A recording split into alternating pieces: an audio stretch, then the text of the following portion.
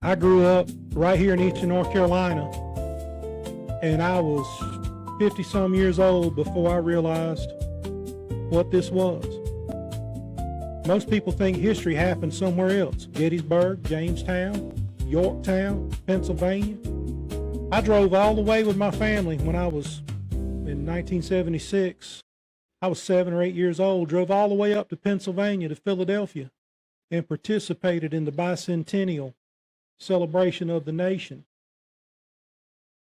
And I didn't realize that one of the major wars in the founding of our nation was fought right here on the ground that I walk on. You know, these places have visitor centers, gift shops, school field trips, and some of the most important events in American history happen in these places. Many drive past every day without ever realizing it.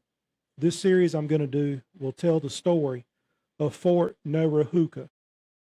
It was a Tuscarora stronghold near present-day Snow Hill, North Carolina.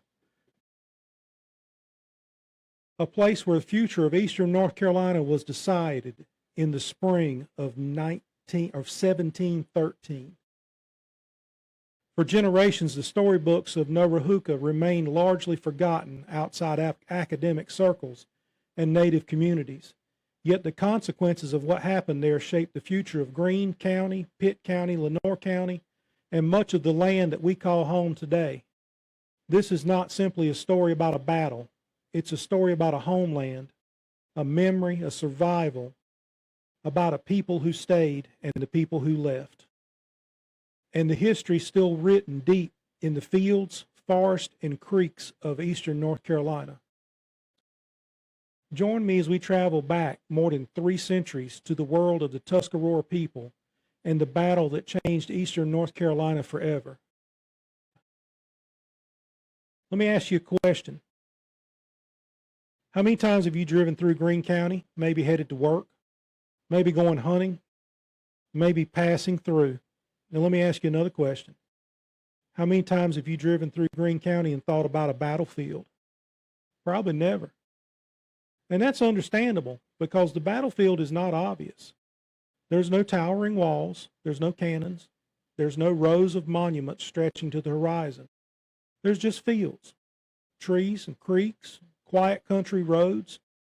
But 300 years ago, one of the most important battles in North Carolina happened right there. It's hard to believe, isn't it? It really is.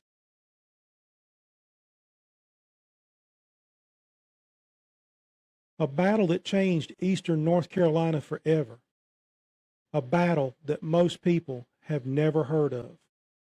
The Battle of Fort Neoheroka.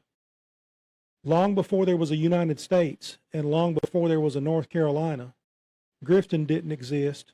Kinston, Snow Hill, the Tuscarora people lived here. They lived throughout much of eastern North Carolina. The rivers were their highways, so were the creeks. The swamps provided food, the forest provided cover. This was their homeland. Then everything changed. Land disputes, expansion, and a slave trade. Believe it or not, Native Americans were being sold into slavery. Violence, and then there was a war. And eventually a final stand at the fortified stronghold near Contentnia Creek, a place called Neoheroka. Hundreds died there. Entire families disappeared there. And the future of eastern North Carolina changed there. What made this story different for me is that I didn't discover it in a college classroom.